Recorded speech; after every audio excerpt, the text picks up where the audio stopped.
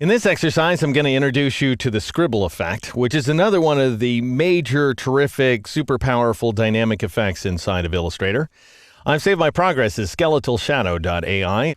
I'd like you, if you're working along with me, to go ahead and meatball the Skull Elements layer here inside the Layers panel. If necessary, press Ctrl-H or Command-H on a Mac in order to hide your selection outlines. Then go up to the Effect menu, choose Stylize, and choose Scribble. And I should say that the various effects that are located under the Stylize submenu are kind of a hodgepodge, quite frankly. We've got the softening effects, which include Drop Shadow, Feather, Inner Glow, and Outer Glow, all of which are more than likely to get rasterized when you print your artwork. We've got Round Corners, which dynamically rounds off the corners of a path outline. We've seen that way back in the fundamentals portion of the series. And then we've got Scribble, which bears no relationship to any of the others. What it does is it converts the fills of your path outlines into a bunch of scribbly strokes. On the fly, of course, subject to a bunch of different parameters. So I'll go ahead and choose Scribble. It brings up this mammoth dialog box right here. And the preview checkbox, at least for me, is turned on. So go ahead and make sure it is turned on so you can see what you're doing. And this way, we can at least walk our way through the predefined settings. So this settings pop-up menu right here offers a bunch of different options, all of which contain different parameters. So they automatically enter different numerical values into these fields. So these are the default settings, fine. Here's childlike. It's going to get all ultra scribbly, but I don't think it really looks so much childish. It's just absolutely outrageous. And some of these are going to work better on much bigger artwork. So when we originally saw this pirate flag, the last time we saw it back in the advanced portion of the series, it had ended up measuring 5 feet wide by 3 feet tall. Well, I've since scaled it back down to a more reasonable size. I think it's something like 13 inches wide right now. But if you were working with a very large piece of artwork like the original pirate flag, why then you would see very different effects because you'd be so far zoomed out from your artwork.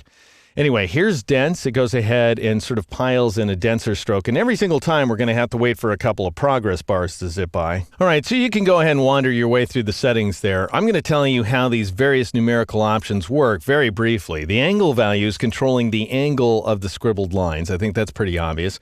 We've got a path overlap, which means imagine that every single one of these little scribbles here, that's a single path outline because that's what Illustrator is doing in the background. Well, by how much do you want those paths to overlap each other? If you want to get really loopy, let me show you that one. I'll go ahead and choose this one called Snarl here. And in the case of Snarl, we have a lot of path overlap going on because even though the base path overlap value is set to 0, so there is strictly speaking no path overlap, we've got a variation of 10 points. So that means that's a random variation, by the way, which means that the paths can overlap each other by as much as 10 points in either direction. So that's a pretty heavy-duty effect right there. Now, line options, these control the nature of the strokes, these strokes that are applied to these path outlines. And the stroke width value, of course, that's your line weight. Then we've got curviness. What that means right there at the corner where the path has to loop back around in order to create the scribble, how much curviness do you want? If you want it to be nice and angular, you just take that curvy value down. Now, I've also got some random variation, so we're not going to get absolute corners, but we sometimes have corners, as you can see. And anytime that you want an element of random variation, then you just go ahead and increase these variation values. Each one of the variation values, bear in mind, is associated with the main option over here on the left-hand side. Next, we have spacing. How much space do you want between your strokes? And you can space your strokes loose from each other or tight from each other, and you have variation control there as well. Now, I've managed to make an absolute mess of everything. Here's what I urge you to do. Go up to the Settings menu and choose Tight. That's a good place to start where this specific effect is concerned. Notice that there's a couple of areas in which you do not have random variation control, and that is with angle. So your angle is always going to be one and only one angle, whatever you dial in here. And the same with the line weight. It's going to be consistent as well.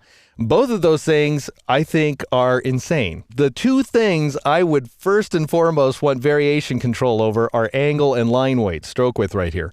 But alas, they are not available. Anyway, I'm going to change the angle value to 0, and I'm going to leave both the path overlap and variation values set to 0 as well.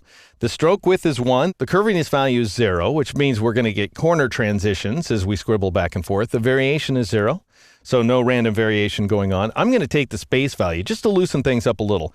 I'm going to take that up to 2 points, and then I'm going to take the variation value up to 1 point. And press the Tab key in order to invoke the preview, and that is the effect I'm looking for. Now, unfortunately, you can't save out these settings as a preset here in the settings pop-up menu. That's just not an option. I will show you how you can save your effect settings as graphic styles. That's coming up soon. But in the meantime, go ahead and click the OK button in order to apply that effect. All right, so that's how the scribble effect works. In the next exercise, I'm going to show you how we can use it in order to establish stylistic consistency throughout this artwork.